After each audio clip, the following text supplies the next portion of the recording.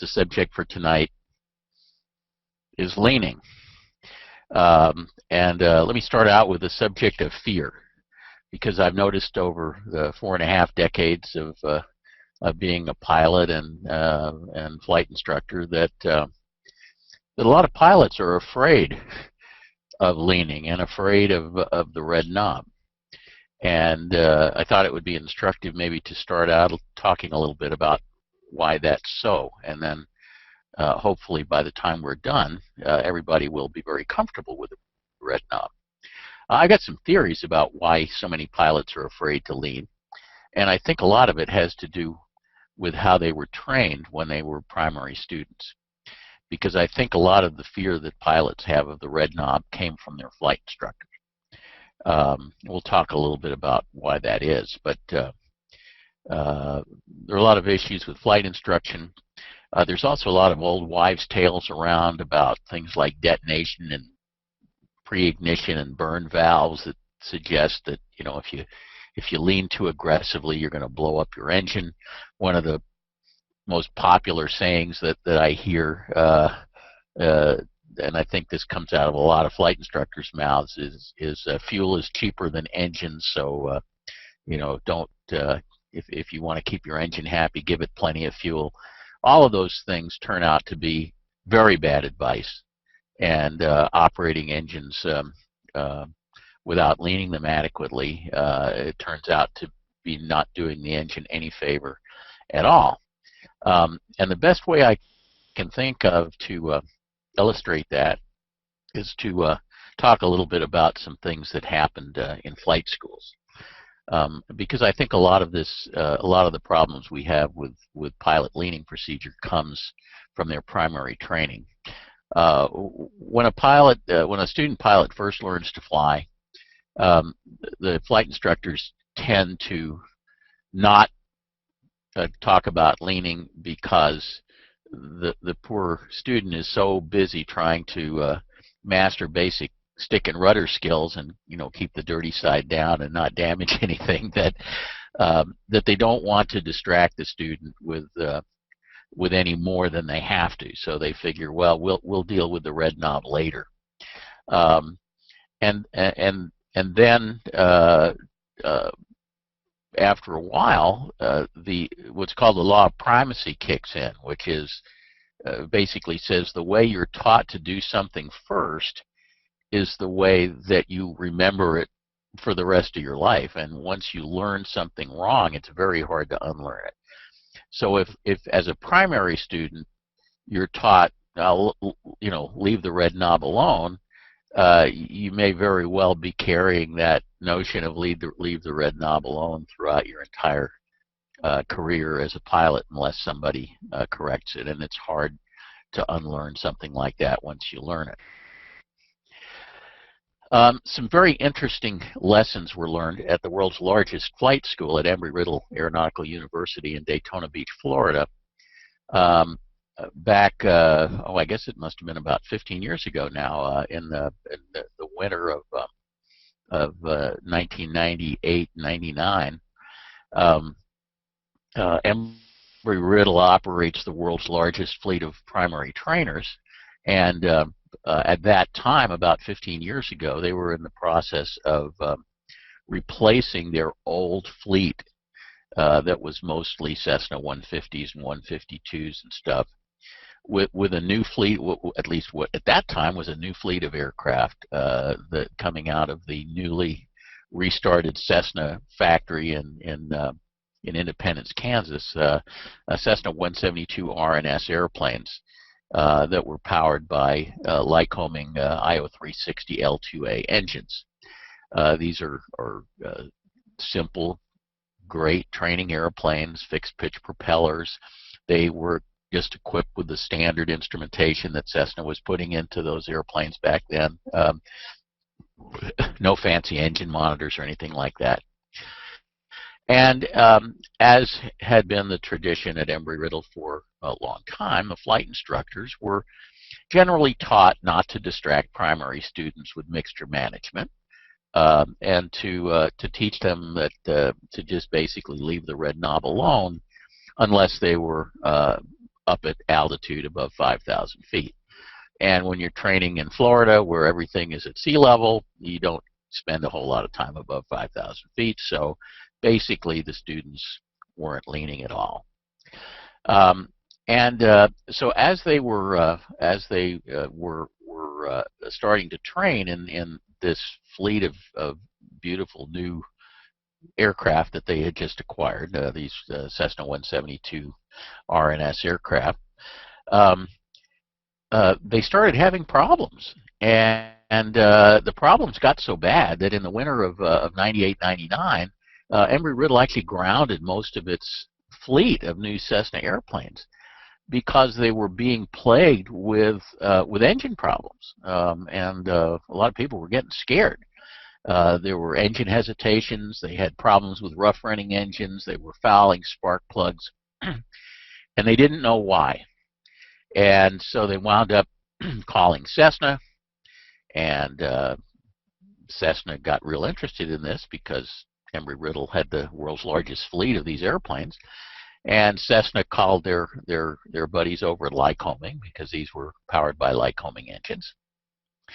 And before too long, a Tiger team of experts from Cessna and Lycoming flew down to Daytona Beach to try to figure out what was going on. And they started investigating the situation. And ultimately, they determined that the reason for all the problems that Embry-Riddle was having with these aircraft is that the instructors and students were running the engine way too rich. So they went and looked at the POH and determined that the POH really wasn't giving them very good leaning advice, and that part of the problem was that the POH was training these people to fly these engines quite wrong and causing all these problems. And as a result, in I think it was August of '99, Lycoming issued something called Service Instruction 1497, which has subsequently been amended to 1497A, to give a different set of instructions for how to manage these engines, specifically how to manage the mixture. And what was in 1497 ultimately got incorporated into a revision of the 172 POH. And so now the guidance that's given to pilots of these airplanes is a whole lot better than it was back then. But what 1497 called for is basically the following. First of all, it said, don't use any more prime during engine start than you absolutely have to. These guys were priming these engines to death when they were starting them. It said, once you get the engine started, lean the mixture to maximum RPM. These were fixed pitch propeller airplanes. During all ground operations, including run-up. And again, the procedure before had been to always have the mixture full rich on the ground during taxi and idle and run-up. And in fact, that's what the POH had previously called for. But now they wanted the engines leaned on the ground for maximum RPM. They also called for leaning during all climbs above 3,000 feet, and leaning during cruise at all altitudes, even very low altitudes. So this guidance was a very radical departure from what the instructors had been teaching and what the previous version of the POH said. And of course, once they started following these procedures, all of these engine problems magically went away. So if you want to net down what that Lycoming service instruction says, it basically says we want you to lean the engine at all times except for two. The only time we ever want the mixture full rich is at engine start when the engine's cold, and on takeoff if you're taking off from an airport with a density altitude below 3,000 feet. At any other time, we want the engine to be leaned. And again, this was diametrically opposite to what the flight instructors had been teaching and the students had been doing. And frankly, it's diametrically opposite to what I was taught when I was a student pilot in the 60s. I was taught, leave the mixture control alone unless you're above 5,000 feet. That was the conventional wisdom. Turns out it wasn't very wise. So if we take the Lycoming service instruction, we can actually come up with a very simple minimal leaning checklist. And let me go through it with you. And this is a checklist that would be appropriate for a simple airplane that has very basic engine instrumentation, doesn't have an engine monitor or anything. Just, a simple fixed pitch propeller kind of airplane, whether it's a Cessna 172 or a Piper Cub or whatever. But let's talk about a minimal leaning checklist that will keep you in a reasonable ballpark for a simple airplane. And then once we've done that, we'll get into some more complicated stuff and talk about ultimately how I fly my own airplane, which is a very sophisticated turbocharged fuel-injected airplane with position-tuned fuel injectors, all sorts of stuff. But let's start with the simple stuff. So a minimal leaning checklist would basically include the following. First of all, as I said, full rich mixture should only be used in two situations: for starting the engine cold and for maximum power operations, which basically means takeoff from a low altitude airport. And then should only be used, in other words, full rich, should only be used for a minute or two at most. We want to operate at full rich very occasionally, only for very short periods of time and only under these two specific conditions: when we're first starting the engine cold and when we're taking off from an airport at low altitude and we're basically pulling something close to 100% power. Second rule is that for all ground operations, idle, taxi, run up, anything like that, we always want to lean. We always want to lean on the ground and lean to maximum RPM. Maximum RPM by definition is best power mixture. I actually lean a bit leaner than that in my airplane, but leaning to maximum RPM is something that's easy to do, doesn't require any fancy instrumentation. You can do it in any airplane, no matter how simple, and it will keep you in the ballpark. So for all ground operations, including run-up, we want to be leaned to maximum RPM. Most of the POHs in the world say to do your run-up full rich. Lycoming actually said that up until a couple of years ago when they revised their guidance. But we don't want to do that. We want to be lean to best power mixture, which is maximum RPM, when we're doing our pre-flight run-up.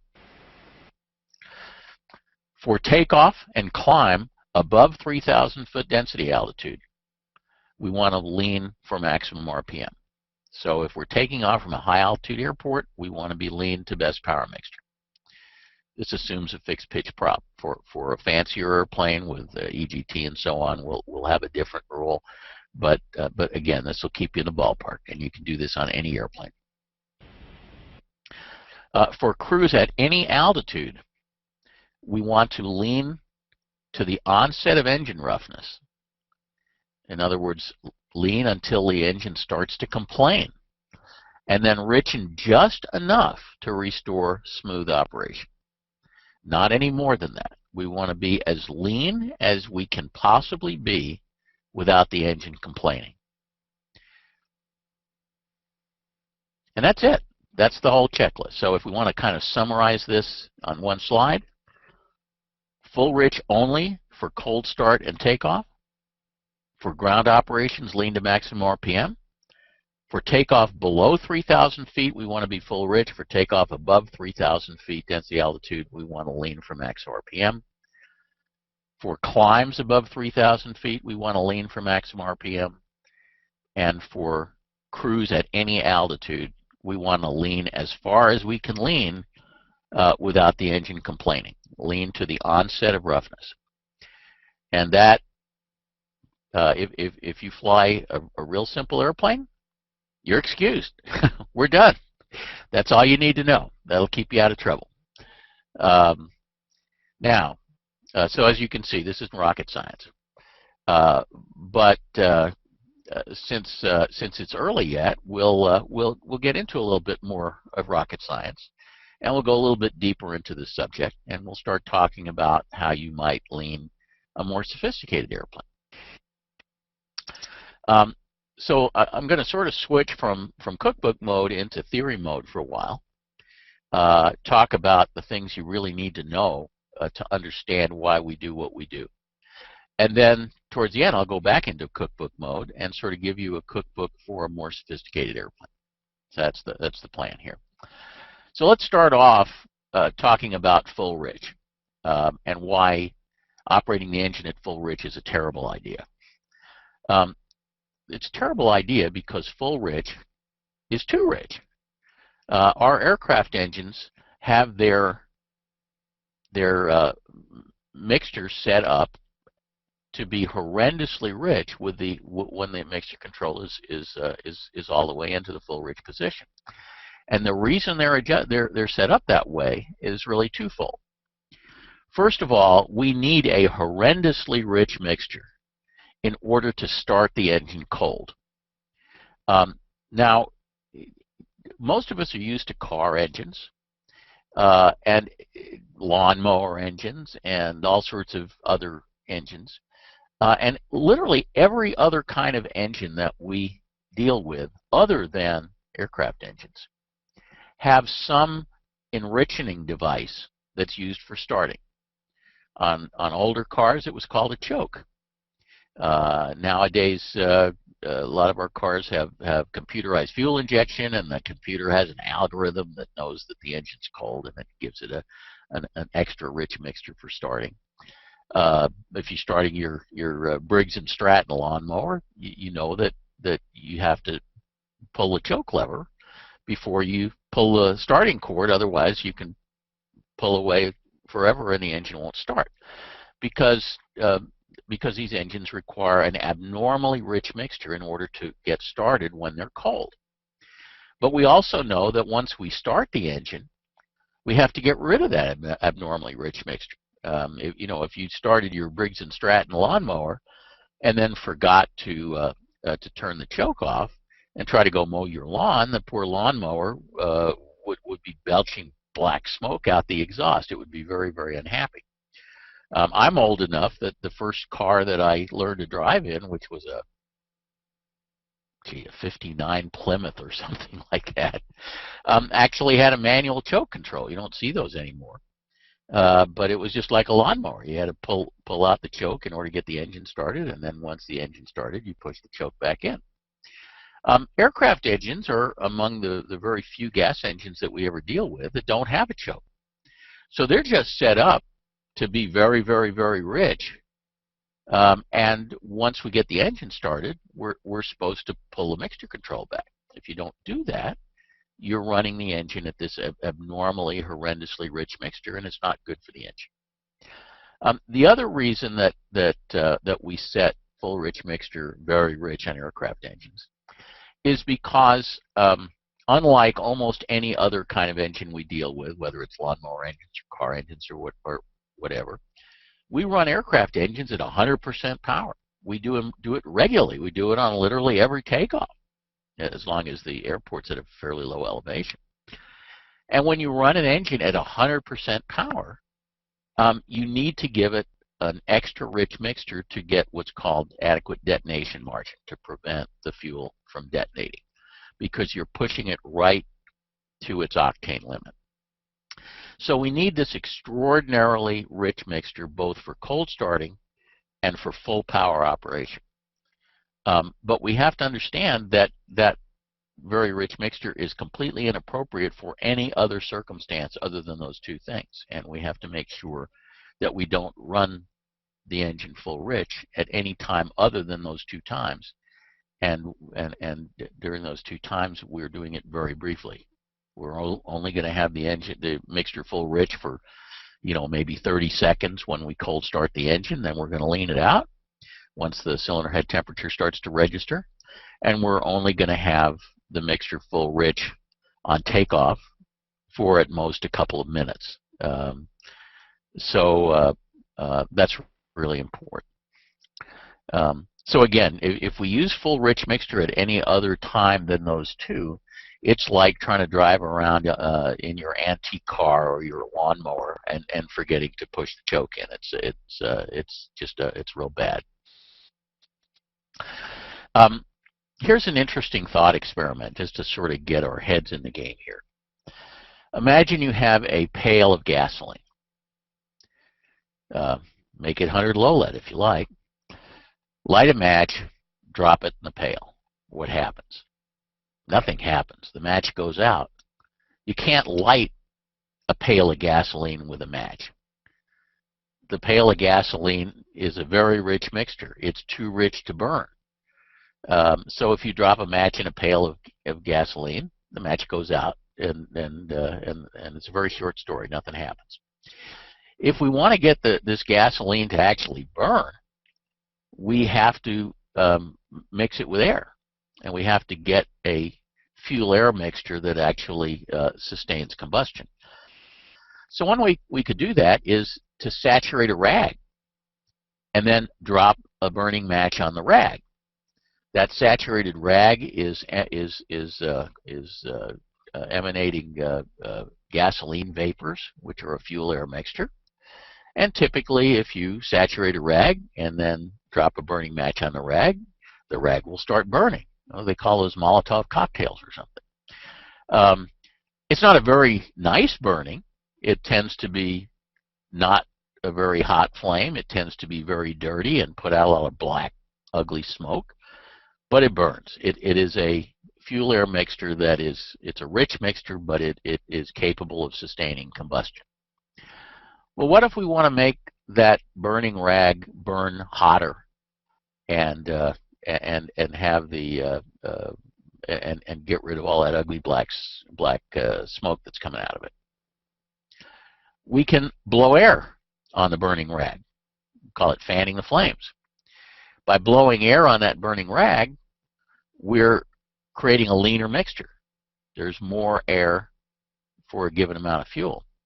And if we blow air on that burning rag, we will discover that the flame gets a lot hotter, and that the dirty smoke becomes a whole lot less dirty, because we now have much closer to a chemically correct mixture where the combustion is relatively complete and there are not a lot of unburned byproducts of combustion.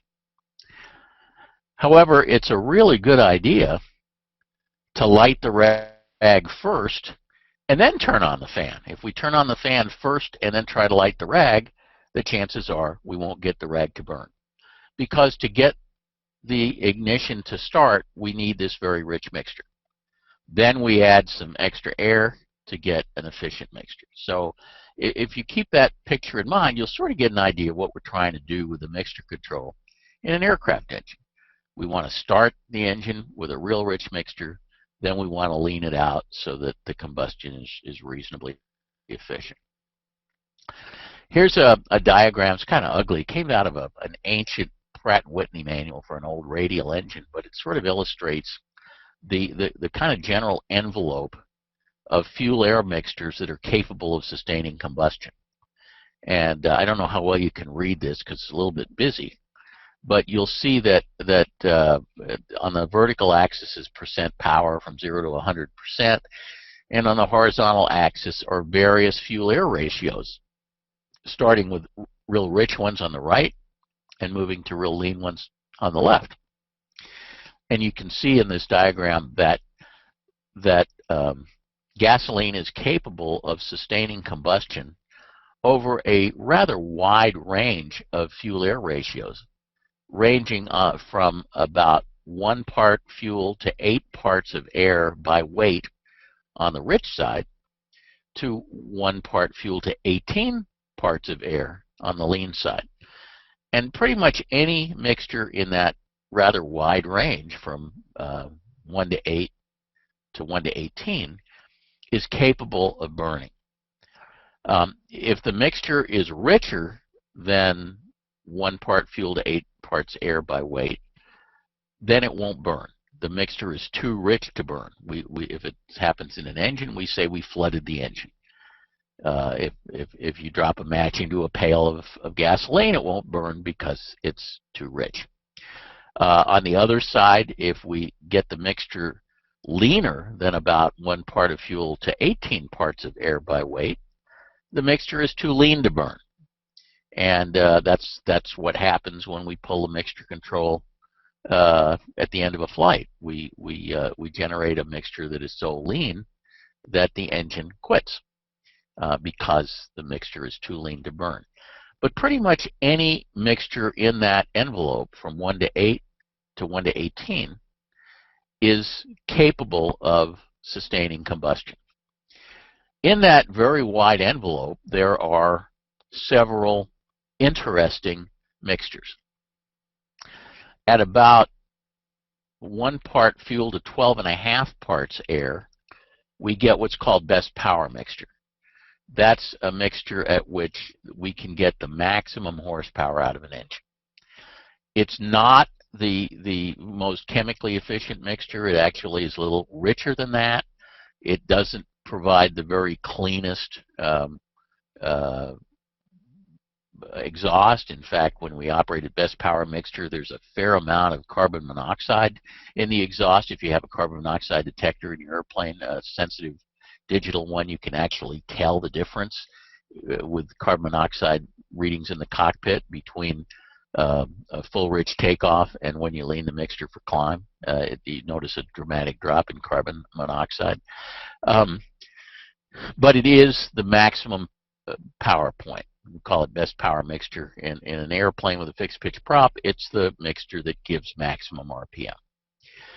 If we get a little bit leaner than that, to about 1 part fuel to 15 parts air, we get what's called stoichiometric mixture, which is a fancy chemist term that means the chemically correct mixture, where there's exactly the right ratio of fuel to air, that the combustion is as complete as possible, and at the end of the combustion there are as few unburned byproducts of combustion as possible. There's not excess unburned fuel, and there's not excess unconsumed oxygen.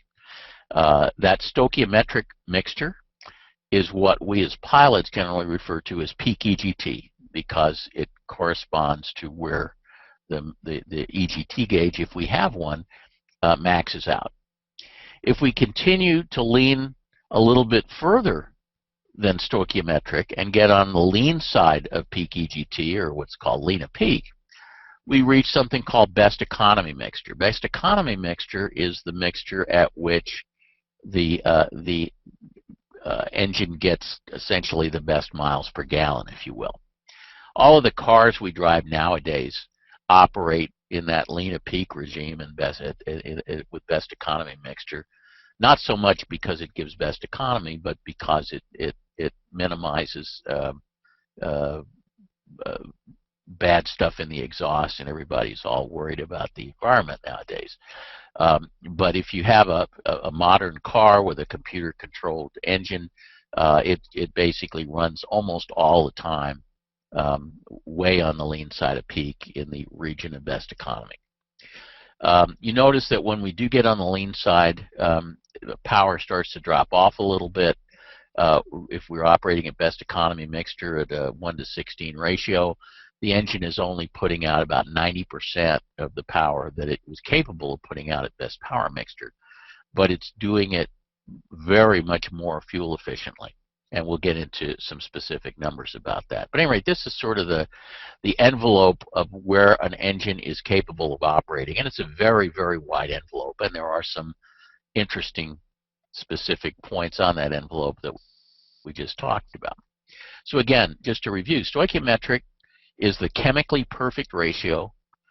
It's a handy ratio for us to use as a reference point. We don't usually fly at stoichiometric, but it's an interesting reference point because it's easy to determine if you have an EGT gauge. Stoichiometric mixture, or the chemically perfect ratio, occurs at peak EGT. And since that is typically easy to determine from the cockpit, we use it as a reference point.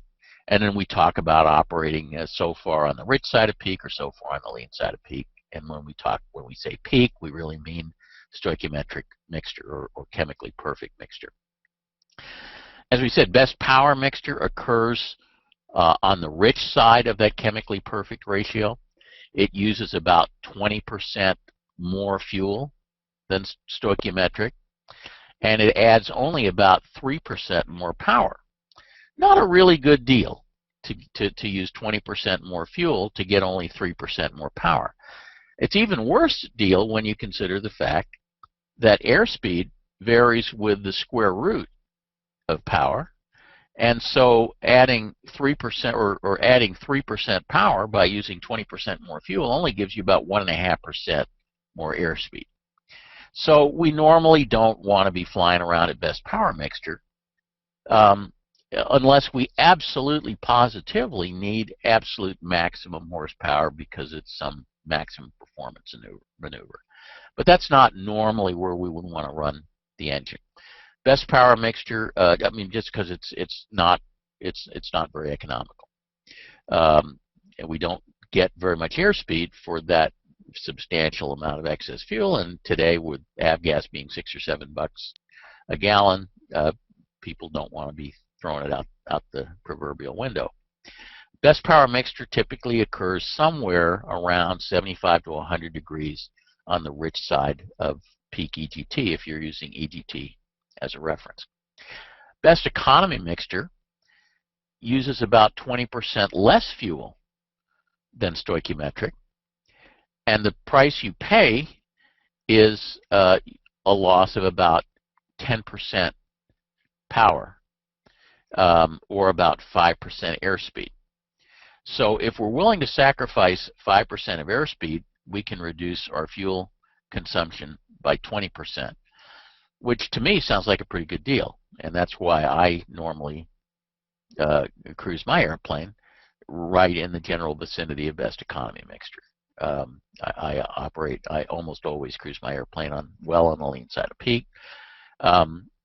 And of course I fly a twin, uses lots of gas, and anytime I fill up my airplane, there's sort of major sticker shock these days. So I'm pretty sensitive to fuel economy, and I tend to be pretty sensitive to that when I'm flying the airplane.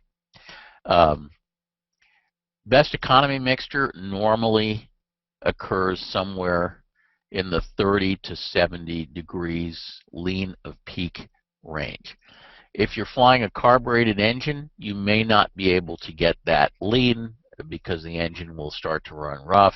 We'll talk a little bit later about carbureted engines. Some do pretty well lean of peak. Some don't do very well lean of peak. We'll talk about why. To get very, very far lean of peak, it's best to have a fuel-injected engine with position-tuned injectors so that every cylinder is running very close to exactly the same mixture. And with carbureted engines, we're not able to tune the injectors, so we're not able to get the cylinders to be perfectly matched up with mixture, although some carbureted engines do a much better job of that just inherently by their design than others. We'll talk about that. Here's a graph that shows 4 key engine parameters as a function of mixture, as a function of fuel flow.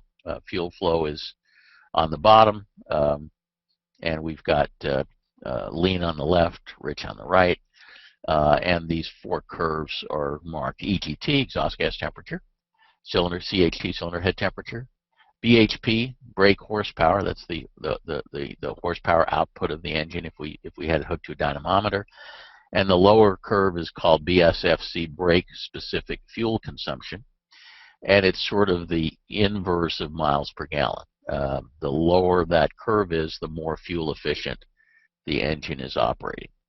So best miles per gallon really occurs at minimum BSFC. And those are kind of the 4 key engine curves that we look at when we're talking about mixture management. Uh, so let me point out a couple of key places on these curves. Um, first of all, if you look at the BHP curve, you'll notice I have a little star on that curve where BHP reaches a maximum. That's best, that by definition is best power mixture. In this particular graph, it's occurring at a fuel flow of 110 pounds per hour. And you'll notice that where that best power is occurring on the EGT graph, you'll notice that it is substantially on the rich side of peak EGT. In fact, it appears to be about 75 degrees rich of peak. Looks like, I can probably read this graph better than you can, looks like peak EGT is about 1525 degrees, and at best power mixture, EGT has dropped to 1450 degrees, so it looks like in this particular engine, best power mixture is occurring at about 75 degrees on the rich side of peak. If you now look at the BSFC curve, the one on the bottom, the fuel brake-specific fuel consumption curve, you'll notice that there's a star at where that curve is at the minimum. That's the most economical mixture, the best economy mixture, where we're getting the best miles per gallon or the minimum fuel consumption per horsepower out of this engine. And you'll notice that that occurs, in this case, it's occurring at right around, 87 pounds per hour fuel flow, much leaner mixture. And you'll notice that if you look up at the EGT curve, that best economy mixture is well on the lean side of peak. It looks like it's somewhere around 50, maybe 60 lean a peak. So again, the best economy is occurring on the lean side of peak, in this case around 60 on this particular graph. The best power is occurring on the rich side of peak, in this case about 75 degrees on the rich side of peak. Let's look at a couple of other points on this graph. Obviously, stoichiometric mixture is the mixture that occurs at peak EGT, and we've got a little star there. Best economy, we just pointed out, it occurs well on the lean side of peak. Best power, we pointed out, occurs on the rich side of peak. And this point, which is maximum CHT, is occurring at roughly 40 degrees on the rich side of peak. And max CHT is an important value because it also corresponds to what's called max ICP, which is internal cylinder pressure. This is the point at which the engine is under maximum stress. It's the least kind place to operate the engine, if you will, because it's creating the maximum pressure inside the cylinder, the maximum peak pressure, the maximum pressure on connecting rods and rod bearings and all of that sort of stuff. And it is reflected in the cockpit by also being the point at which CHT is maximum. We don't have an internal cylinder pressure gauge in the cockpit. It would be very nice if we did, because it would measure stress on the engine directly. But the best proxy we have in the cockpit is the CHT gauge, because it turns out that peak CHT occurs at exactly the same mixture as peak internal cylinder pressure. So we use cylinder head temperature as the best measure we have in the cockpit of how much stress we're putting on the engine. And we want to manage our power plant to keep that amount of stress within reasonable limits, so that we don't damage the engine and we don't shorten the useful life of the cylinders and so on. So let's summarize for a moment before we go further. Except for start and takeoff, which are these two exceptional cases where we want to operate full rich, mixture should almost always be somewhere between best power mixture and best economy mixture. We've got this very, very wide envelope that can sustain combustion, but except for start and full power takeoff, we're really only interested in a fairly small section of that envelope, which is the section that is bounded by best economy mixture on the lean side and best power mixture on the rich side. Normally, there's not a good reason to ever operate leaner than best economy mixture, not to mention that the engine will complain once we start getting much leaner than that.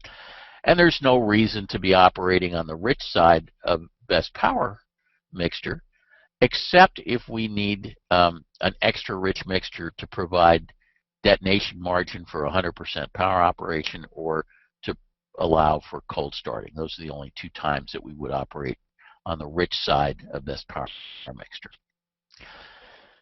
Except for very low power settings, we want to try to stay away from the area of maximum cylinder head temperature, which is also the area of maximum ICP, or maximum stress on the engine. If we want to be kind to the engine and we want to get the maximum longevity out of the cylinders and so on, we want to try to stay away from that area of maximum internal cylinder pressure, or maximum CHT, which, as we saw, it typically occurs somewhere about 40 degrees on the rich side of peak.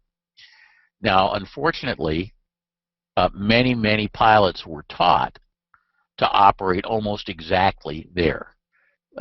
Many old pilot operating handbooks that were written back before people had a very good understanding of this stuff recommend to operate 50 rich at peak. And a lot of pilots still do that because that's the way they were taught, and the law of primacy kicked in, and that's the habit they got into. That turns out to be just about the worst possible place to operate an engine. It's very abusive to the engine, and it's a real prescription for requiring premature cylinder work and burning valves and stuff like that. We don't want to operate in the 40-50 rich at peak area unless we're operating at a very low power setting, doing slow flight, doing pipeline patrol or something where we're flying around at 50% power or something. But for normal operations, that's the place we want to stay away from, because that's the most abusive mixture in terms of stress on the engine.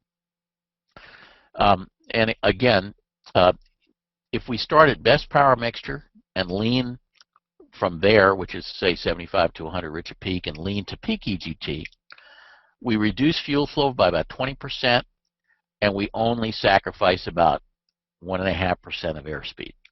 So it really doesn't make a lot of sense to be cruising around at best power mixture, because we burn a lot of gas and we don't get very much extra performance for burning that extra gas. If we're able to continue leaning from peak EGT to best economy mixture, which occurs somewhere on the lean side of peak, that can reduce fuel flow by another 20% at the sacrifice of about 5% of airspeed. So unless you're one of these people who just have to go as fast as you possibly can, and if you're somebody like me that is more concerned with minimizing cost than arriving 2.5 minutes earlier, operating at best economy mixture or somewhere in this area on the lean side of peak is probably a really good place to operate. Again, not every engine can operate there. If the engine has really terrible mixture distribution, it may start to run rough before you get this lean. But for a lot of us, at least, this is a really good place to be. Okay, we talked about the fact that cylinder head temperatures are a key indicator of stress, and is one of the things that we most want to be conscious of when we're managing the power plant. We don't want to put too much stress on the engine, and the way we do that is to limit cylinder head temperatures. Here's another interesting little tidbit to keep in mind. As cylinder head temperature rises, the strength of the aluminum alloy that makes up our cylinder heads drops very, very markedly and quite non-linearly. By the time cylinder head temperature reaches 400 degrees Fahrenheit, the strength of the cylinder head has dropped by 50%. If you continue to let cylinder head temperature rise above 400 degrees Fahrenheit, and both Lycoming and Continental have red lines that are considerably higher than that, the strength continues to drop precipitously. Lycoming engines normally have a CHT red line on the gauge at 500 degrees Fahrenheit, and by the time you get to 500 degrees Fahrenheit, the cylinder heads have lost 3/4 of their strength. Continental is a little bit more conservative. They normally mark the red line on their CHT gauges at 460 degrees, and by the time you get to 460 degrees, the cylinder head has lost maybe 2/3 of its strength. Both of those red line figures, the Lycoming one at 500, the Continental one at 460, are way, way too hot. We don't ever want to let cylinders get anywhere near that hot. Those are emergency temperatures. They are not prudent operating temperatures. I personally set a red line for any engine that I'm flying, that I will never, ever allow cylinder head temperature to get above 400 degrees. That's my red line. And I actually set a kind of a mental yellow arc between 380 and 400. I don't want to let CHT get above 380. If it gets above 380, I start taking action to bring it down. If it gets above 400, I do something drastic to bring it down. So that yellow arc, that green and yellow arc down at the bottom of the graph, that's not what's on your gauge. That's what's in my head. That's where my mental red line and yellow arc and green arc are. I wish the gauges were marked that way. If they were, I think our cylinders would last a lot longer, because a lot of pilots fly around with much too high cylinder head temperatures, thinking that it's okay, and they're sort of led down the garden path by the aircraft manufacturers who define how the scales are marked. But we really don't want to let our cylinder head temperatures get that hot. My target is not to allow CHT to get above 380 on my legacy aircraft. On modern aircraft that have really good cooling systems, for example, my company manages about 8% of the Cirruses in the world. We try never to let those get above about 360 or 365. But 380 for most older airplanes, except for the really new designs, is a pretty good maximum target to try to use as a CHT limit. And 400 is the absolute hottest I would ever want to see a CHT get to. If it gets above that, you need to do something right now to bring it down. So if we go back to this this graph of with the four curves, this one it's the same graph we looked at before. It looks a little bit different, and superimpose over it this my mental red, yellow, and green arcs for the cylinder head temperature gauge. You'll see that there's an area of mixtures here where for this engine operating at, this is an IO 550, I think, is what this particular chart is. It's out of the Continental IO 550 manual, and this engine is operating at 25 inches of manifold pressure, 2,500 RPM. I think it's running about 80% power or something. And you can see that there's an area of mixture where the CHT is too hot, and we want to stay out of there. And so we can draw a red box around that area where the CHT is above 400 and say we don't want to be there. When we operate this engine, we either need to be very rich or we need to be at least somewhat lean a peak in order to make sure that the CHT stays out of that red box. In this case, with this particular engine operating at 25 inches of manifold pressure and 2,500 RPM, which is I guess it's probably a fairly high cruise climb setting, you might say. We need to either be 160 degrees rich a peak or richer, or we need to be 10 degrees lean of peak or leaner in order to keep the stress on the engine within the limits that we don't want to exceed. So this is what's called a red box concept. Now, I said that I'm actually a little more conservative than that, and I really would like to keep cylinder head temperature below 380. 400 is kind of my drop dead number, but for maximum longevity, I would like to be a little kinder to the engine and keep cylinder head temperature below 380. So if I draw another box, a yellow box, around that area and say I'd really prefer to stay out of that yellow box, although if necessary I'll go into it. I definitely don't want to go into the red box. You'll see that to do that at this particular power setting, I would need to either be 40 lean of peak or leaner, which is a very lean mixture, or I need to be ultra rich, so rich that it's off the right side of the chart, in order to keep CHT below that. Now this is a pretty high power setting, but I'm using it to kind of illustrate the point. But at any rate, that's kind of this concept of the red box, and I've sort of extended it to the yellow box. And I'm going to be doing another advanced leaning webinar in a couple months, so I'll give you the date of it, where we get further into this red box concept and develop something called a red fin, and go into some of this in more detail. But this is kind of the very basics of this concept of the red box. Let's talk a little bit about the ignition process. If we were able to look inside these cylinders in slow motion and watch what happens during a combustion event, we'd see something like this. And this whole combustion event plays out over a period of about 15 to 25 milliseconds, depending on what RPM we're running. But the combustion event would start somewhere between 20 and 24 degrees, sometimes 25 degrees before top dead center, when the spark plugs fire.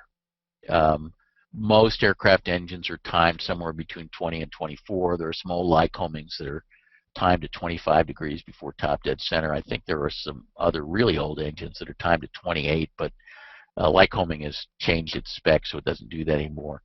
But most engines, if you look at the data plate, the ignition timing is specified to be somewhere between 20 and 24 degrees before top dead center. That's when the spark plug ignites, or the two spark plugs ignite, or fire, and ignite the fuel-air mixture. And at this point, it's before top dead center, so the piston is actually still traveling up in the cylinder.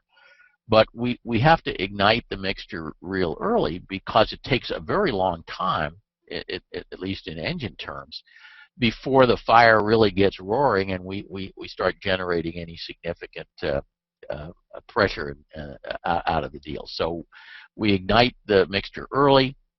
By the time the piston has reached top dead center, the flame fronts are starting to get organized. And in an aircraft engine with two spark plugs, we actually have two flame fronts that develop and kind of burn towards the center of the combustion chamber. And the combustion event, if everything goes right, reaches its peak pressure and peak temperature point at roughly 15 to 20 degrees after top dead center. For absolute maximum power, I think the optimum sweet spot is right around 16 degrees after top dead center, at which point we reach the point of maximum dynamic pressure in the combustion chamber, or peak internal cylinder pressure. We were talking about ICP before. And then as we go past that, and the piston is moving down, and this combusting fuel-air mixture is starting to transfer some of its heat energy into mechanical energy, and is starting to cool down.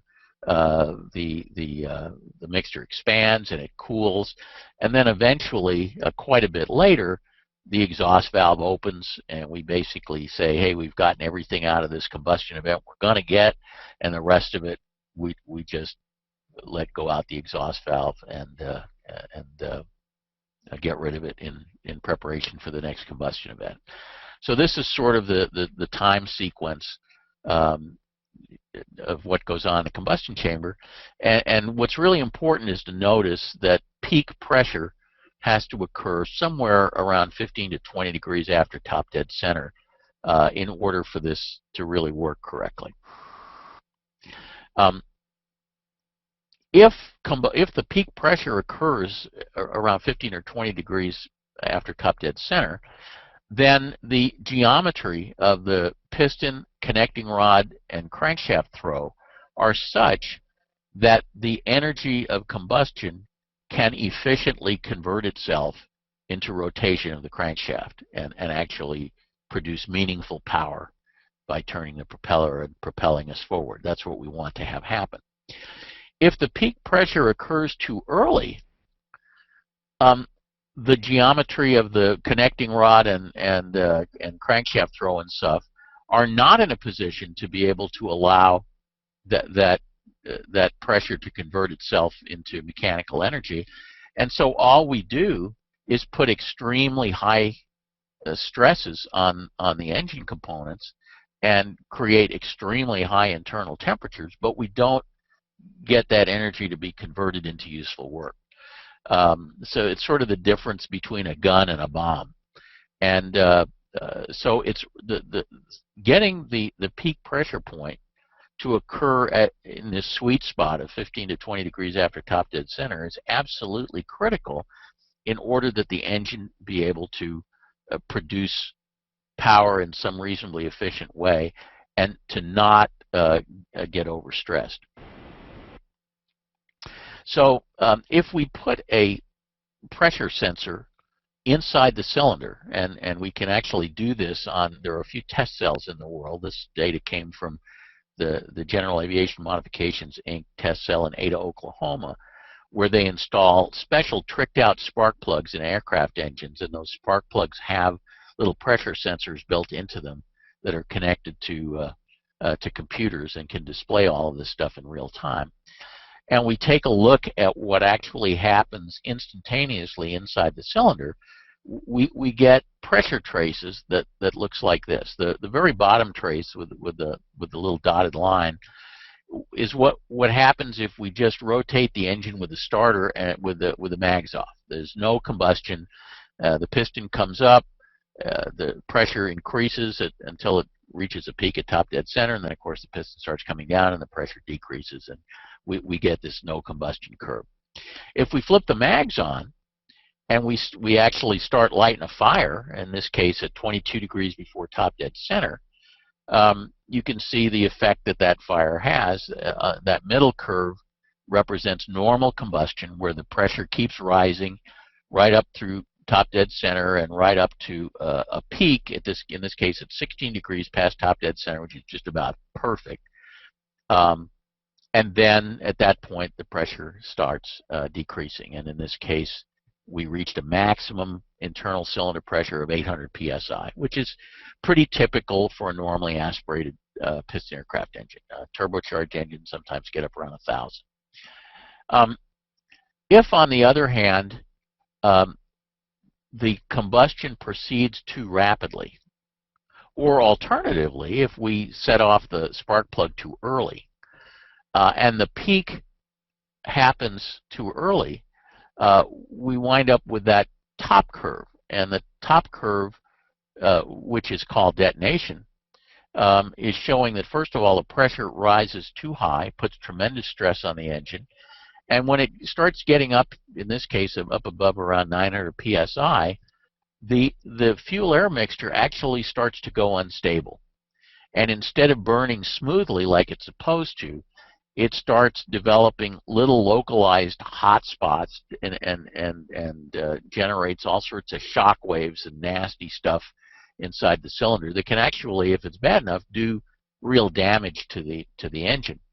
But at minimum, it winds up with much too high cylinder pressure. You can see there's instability in the combustion event, and basically it's generating a lot of heat and a lot of stress, and not not very much power, because the peak pressure is occurring too early at a point where the geometry of the connecting rod and the crankshaft are not yet ready to really absorb that energy and turn it into useful power.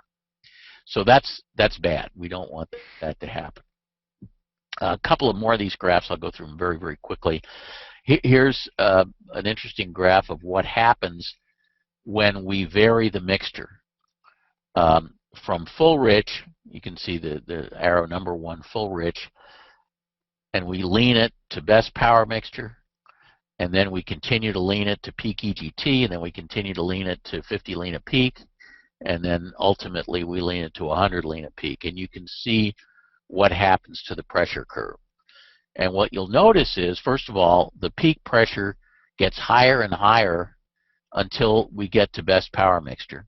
And then it starts getting lower and lower as we get leaner beyond best power mixture.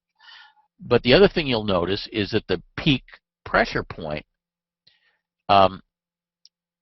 is more advanced. It occurs earlier as we lean up towards best power, and then it starts getting later and later as we lean beyond that. And that's fairly key. It means that in the range that we really normally have to play with, which is between best power and best economy, the leaner we run, the slower the mixture burns, and the later the peak pressure occurs. So with the mixture control, we actually have some control over the speed of the combustion event and over where that peak pressure point occurs. And so if the peak is occurring too early, and if you look closely at this graph, you'll notice that the number 2 curve at best power mixture, you notice how it's getting a little bit unstable up there. It's actually just on the cusp of some light detonation. It wouldn't be harmful. You'd never notice it. But with this fancy instrumentation that we have in the test cell, you can actually see just the barest onset of detonation. If you can just see that the curve is not smooth there, it's starting to get a little bit wiggly. But going from best power mixture to leaner and leaner and leaner, we slow the combustion event down, and we cause the peak pressure point to be later and later. And so that's important to remember. Here's another curve where we vary manifold pressure, and basically we hold everything else identical, but we go from 25 inches of manifold pressure to 30 inches of manifold pressure, and you can see quite dramatically when we do that the peak pressure gets much higher and the peak point gets much earlier, and we're starting to get a little bit of detonation. Again, not enough to damage anything, not enough that you'd ever be able to notice it in the cockpit or through any kind of instrumentation that we have in the airplane, only enough that you could actually see it in this fancy test cell setup. But another thing that's sort of interesting here, take a look at the EGTs. At 25 inches of manifold pressure, the EGT is 1400 degrees. At 30 inches of manifold pressure, we're right on the edge of detonation. Look at the EGT. It's 1300 degrees. It's 100 degrees lower. And you know, if I asked a group of 100 pilots, if I go from 25 inches of manifold pressure to 30 inches of manifold pressure, what's going to happen to the EGT? 99 of them would probably say it's going to go up, and they'd be wrong. It went down. That's because there's a fundamental misunderstanding of what EGT means. EGT is a measure of how much energy we are wasting out the exhaust after the exhaust valve opens. It's not a measure of stress on the engine. It's not a measure of anything bad. It's only a measure of how much energy we're wasting out the exhaust valve.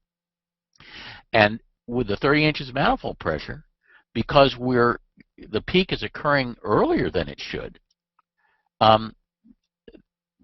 by the time the exhaust valve opens, which is quite a ways on the right side of this graph, most of the excitement is over, and there's not as much heat in the gas that we finally send out to the exhaust.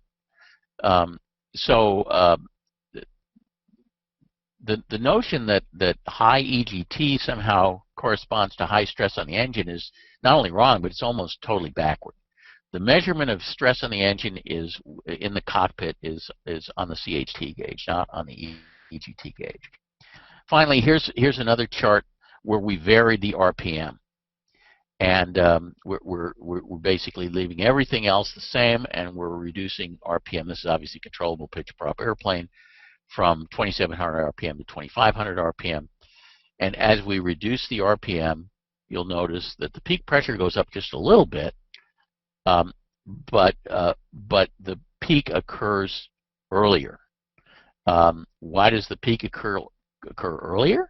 Because we've slowed down the crankshaft. The combustion event doesn't know that. It burns at the same rate it always did.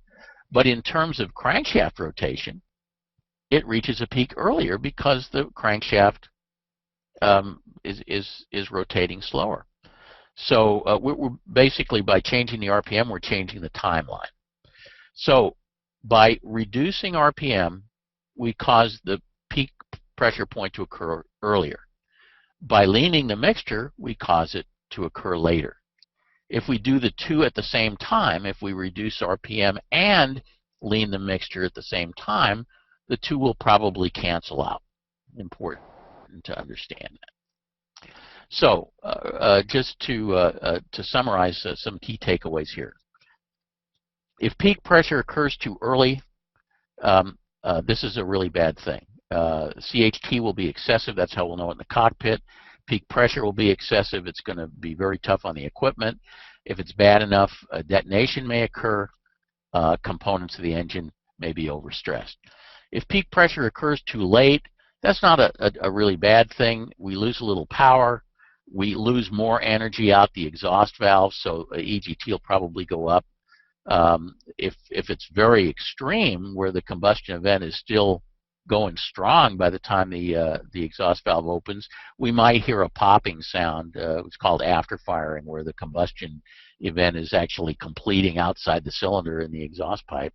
Usually doesn't hurt anything, but it often startles the pilot. But that would be only in a very extreme case where the peak pressure was very, very late. But peak pressure early is the very serious condition.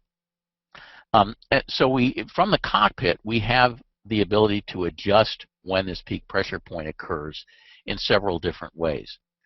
First of all, we can't do this from the cockpit normally unless we've got electronic ignition, but the mechanic can adjust the timing by adjusting the mag timing. When the spark plug goes off, how many degrees before top dead center obviously has a profound effect on where the peak pressure point is going to be. From the cockpit, we can vary the mixture, and as we lean the mixture from best power, the combustion event slows down, and so the peak point gets later. And we can vary the propeller RPM if it's a controllable pitch propeller, and by reducing propeller RPM, we cause the peak pressure point to be earlier. So if we want the peak point to be earlier, we can reduce propeller RPM. If we want it to be later, we can lean the mixture. And so we have a certain amount of control in the cockpit, even with our dumb fixed time magnetos and so on. Okay, we're running a little late, so let me go through this stuff fairly fast. For best economy cruise, as I said, leaning the mixture to lean a peak retards the peak pressure point. Reducing RPM advances it, and so if we do both, we keep the peak pressure point right about where we want to be.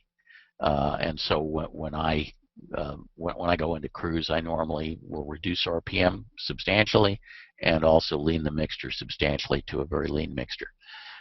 If we run lean a peak and high RPM, that will cause the peak pressure point to be quite late, and if it's late enough, we may even get this after firing effect, which we see from time to time in Cirrus aircraft, and it gets the pilots very excited. It usually doesn't hurt anything, but it gets them pretty excited because the engine makes really strange sounds. So let's go through another cookbook now, and we'll talk about a cookbook for a more sophisticated aircraft with good instrumentation. Again, for starting, taxi, and ground operations, we want the mixture full rich when the engine is cold and we're starting it. But as soon as it starts and we start to register any cylinder head temperature, we want to be leaning immediately. to maximum RPM for taxi. We want to remain at maximum RPM for run-up. That's best power mixture. For takeoff, if it's a normally aspirated engine, all takeoffs are going to be at with all of the controls full forward. Full wide open throttle, maximum RPM, and full rich mixture, except for high density altitude takeoffs. If we're doing a high density altitude takeoff and we have an EGT gauge, we will want to lean the engine to achieve the same EGT as what we normally see during a sea level takeoff. And if we do that, we'll be in the right ballpark. In a turbocharged engine, or turbocharged engines don't care what the field elevation is. They always think they're taking off from sea level because there's a turbocharger to fool them into thinking that they're at sea level. So all takeoffs in a turbocharged engine, no matter what the elevation of the airport, are always made with all of the controls full forward, full rich mixture, wide open throttle, maximum RPM. If you do that and you get some overboost, do not try to compensate from it in the cockpit. A short-term overboost is normal. If the oil is cool, just accept it. It's a non-event. It's not going to hurt anything. If the overboost doesn't go away as the oil warms up, make a note of it and have the mechanic adjust the turbo system. But don't try to be tuning this stuff from the cockpit.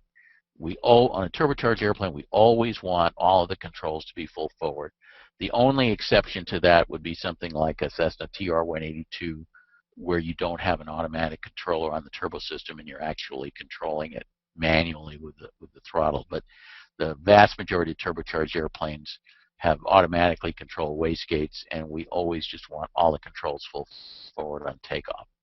On climb, we want to climb at max power to at least 1,000 AGL for safety, and then consider reducing power to a lower cruise climb power. You don't need to do that. Almost all of the engines that we fly behind, with very few exceptions, are rated to operate at 100% power, so you don't have to reduce power. But usually, if the airplane is a high-performance airplane, we'll reduce power for climb once we're out of 1,000 AGL, just to minimize fuel burn and minimize noise. You can climb either Richa Peak or Lena Peak, but Lena Peak climbs are tricky for reasons that I won't get into tonight. We'll get into that in our advanced leaning webinar. So I generally don't recommend them. They're an advanced maneuver for somebody who's very, very comfortable with Lena Peak operation. I will occasionally climb Lena Peak, but not very often. I generally recommend climbing Richa Peak. In a normally aspirated airplane, the mixture will normally get get richer as you climb, and you're going to have to compensate for that. So in a normally aspirated engine, normally once we get out of 1,000 RPM, if we want to make a reduction, make it with the prop control, reduce RPM, but leave the throttle wide open. All of the manifold pressure reduction you need is going to be made by Mother Nature as you climb, if it's a normally aspirated airplane, and it doesn't need your help. So out of 1,000 feet, if you want to reduce power, reduce RPM. If takeoff RPM is 2,700, consider maybe reducing it to 2,500 for climb, but leave the throttle all the way in and just let the manifold pressure come down normally without trying to assist it.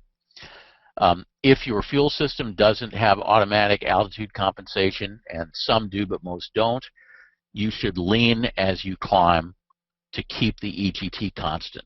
Normally, in a normally aspirated airplane, most of them, the mixture will get richer as you climb, the EGT will get lower as you climb, and you need to keep coming back on the mixture control to hold the EGT constant and therefore hold the mixture constant.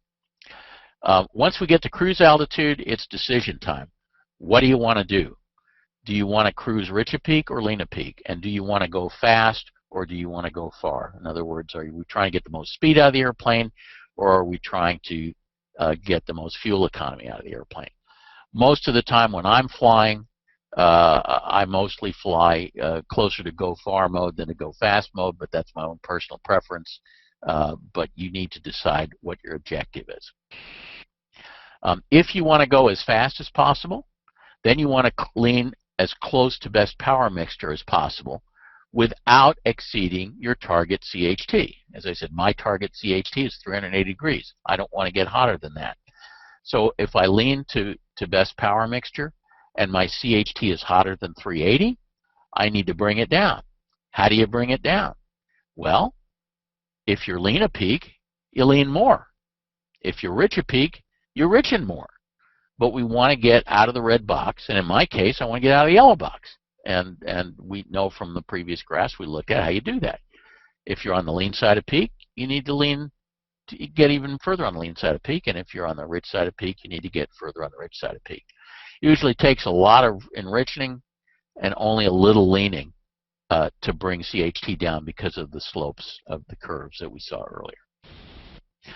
If you want to go far, which is usually what I want to do, I want good fuel economy, then lean the engine to the onset of roughness, like we talked about in the very simple checklist. This will probably be quite lean at peak for most engines.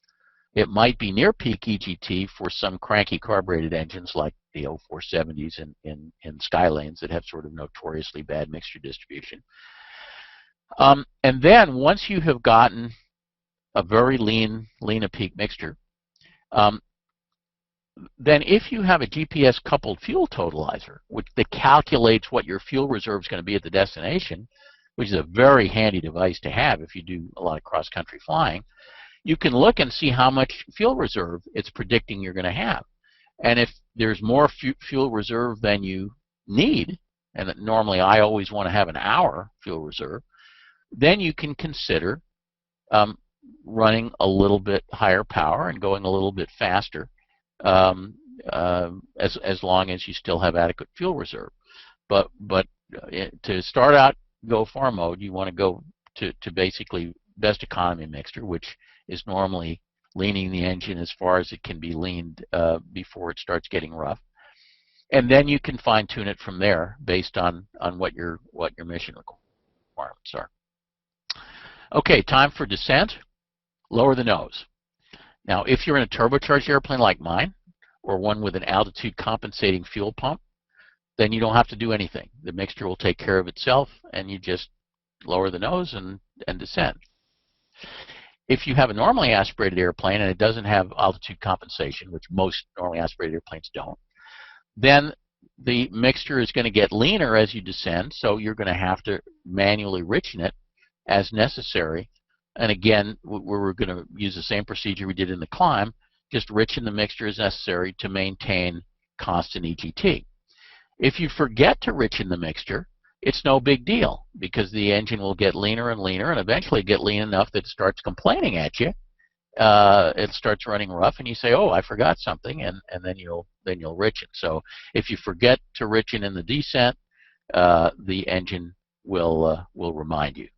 But optimally, you'll richen as necessary to keep constant EGT. If it's a turbocharged engine or one with an altitude compensating fuel pump, it does that automatically for you. You don't have to touch anything. On landing, there's one issue here. Almost every POH says go full rich for landing. POHs are written by lawyers who are afraid that if you have to do a go-around or a missed approach, you might forget to put the mixture control in. So they want you to go full rich for landing. I say don't go full rich for landing. First of all, it's abusive to the engine. We learned that from Embry-Riddle. We don't want to be running these engines full rich. Second of all, we're optimizing for the 0.5% case that we're going to do a go-around instead of optimizing for the 99.5% case that we're going to land. And my philosophy is if you don't trust yourself to remember to push in the mixture control if you have to do a go-around, then you need to do some more practice with a CFI until that becomes automatic. If I have to do a missed approach, I spread my hand wide open and I shove all 6 levers forward in my twin, and everything happens automatically. It's just a reflex. I've practiced it a zillion times in the simulator. There's absolutely no chance I'm going to forget to do it. But I don't believe in going full rich on landing. I think it's bad for the engine, And so that's not the way I teach, even though almost every POH says to do that. Just to a quick summary, just talk about how I fly my own airplane, which is a turbocharged twin. And because it's a turbocharged twin, it's particularly simple to manage the engines. I start with a full rich mixture. As soon as the cylinder head temperatures start coming up after start, I lean the engine brutally. I actually lean a little bit further than peak RPM. I like to run very, very lean on the ground. I keep it lean brutally right through the pre-flight run-up. And then for takeoff, because it's a turbocharged airplane, everything is always full forward. Wide open throttle, which in my airplane is a red line of 32 inches manifold pressure. Full rich mixture, and maximum RPM, which in my airplane is 2,700 RPM. After I get out of 1,000 feet, I will reduce the RPM to 2,500, maybe 2,350 if I'm not in a big hurry to climb. I leave the throttle all the way forward and the manifold pressure at 32 inches. I just reduce the RPM in order to reduce the fuel burn and reduce the amount of noise I'm making. When I get to cruise, I'm almost always wanting to be in go far mode. So I pull the fuel flow way back to a nice, safe, lean at peak setting. And then I will look at the fuel totalizer and fine-tune the fuel flow as desired, depending on whether I want to go fast or go far. When it's time to descend, I lower the nose. I don't have to touch anything else because it's a turbocharged airplane and the mixture will take care of itself for me. And then when it's time to land, I throttle back, lower the gear and flaps. I don't touch the mixture. I leave it lean and I land. And that's it. That's how I fly my own airplane. Note that the way I fly my airplane, I go wide open throttle on takeoff and I never touch the throttle again until it's time to land. It's wide open throttle for climb, wide open throttle for cruise, wide open throttle for descent.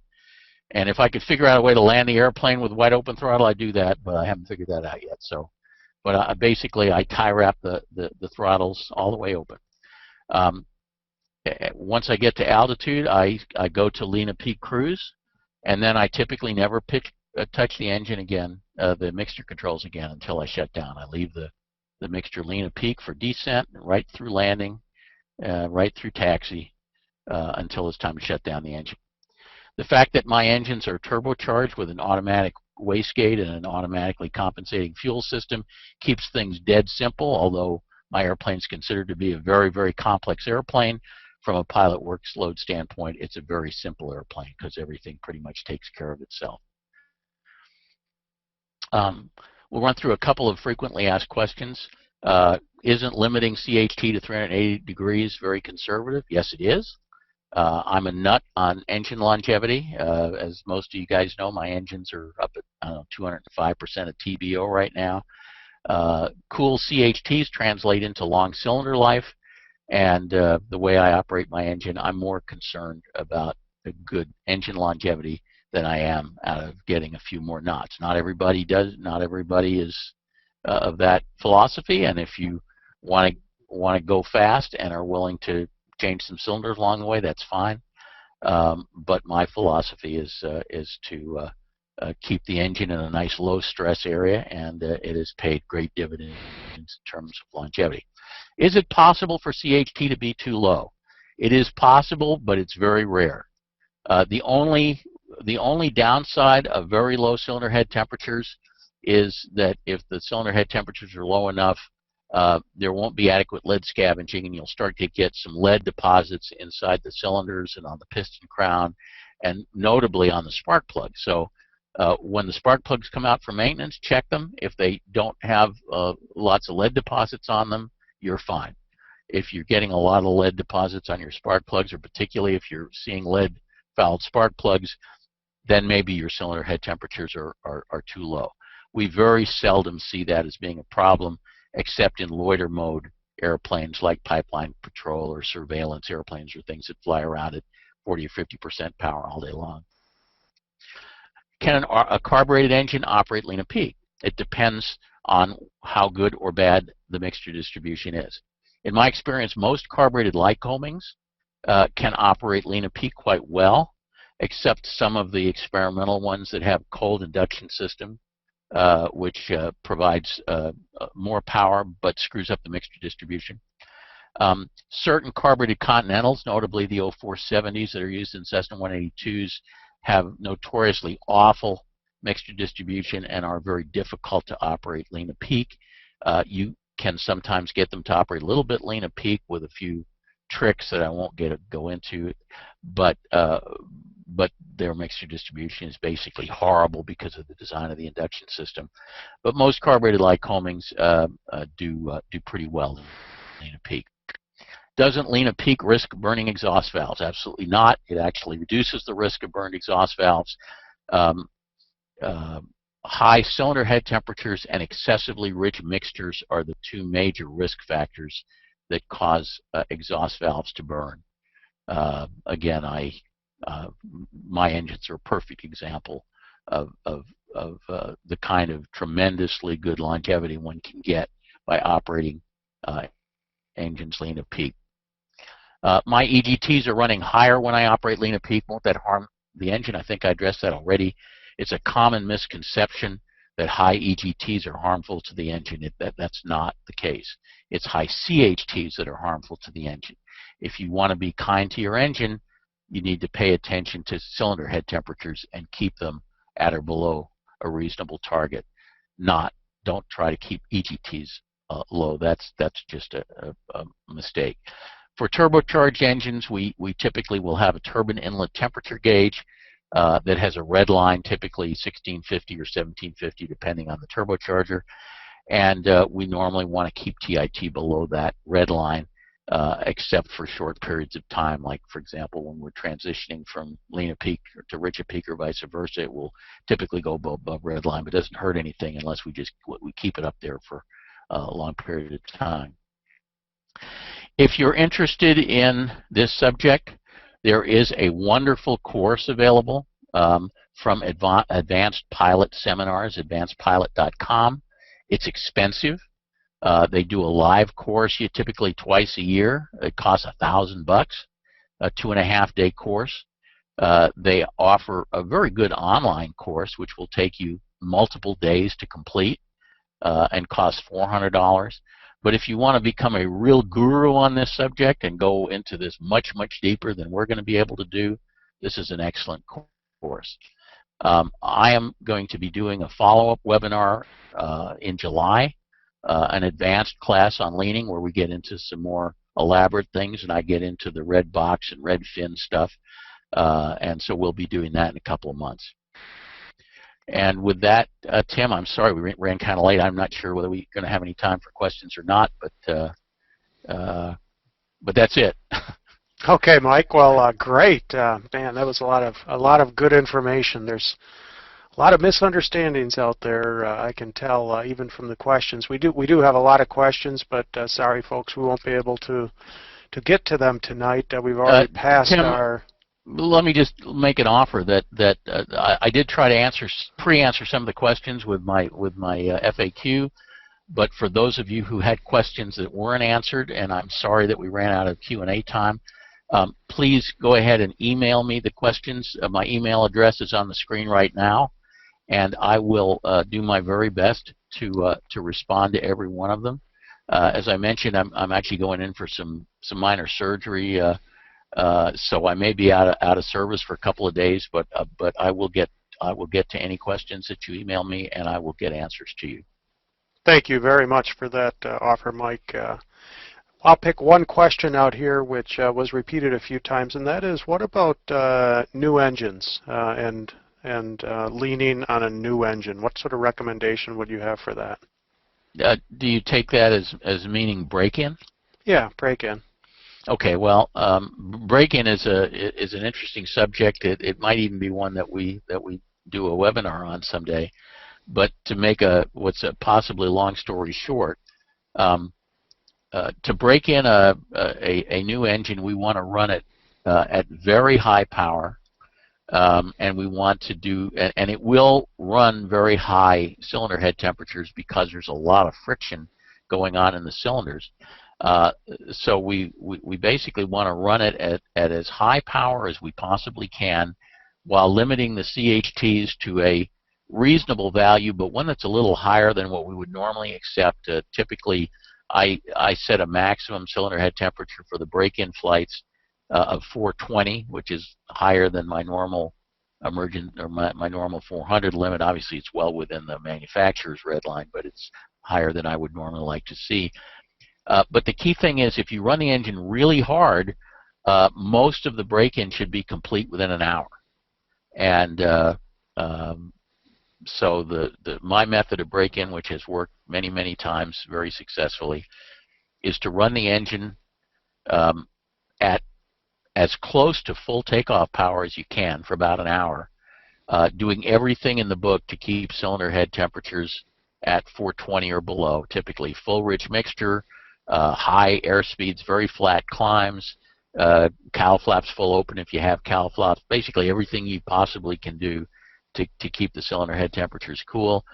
And you should start to see the cylinder head temperatures noticeably come down within the first hour, hour and a half or so, at which point 90-some-odd% of the break-in process is done. I think that's probably all I should say. Good.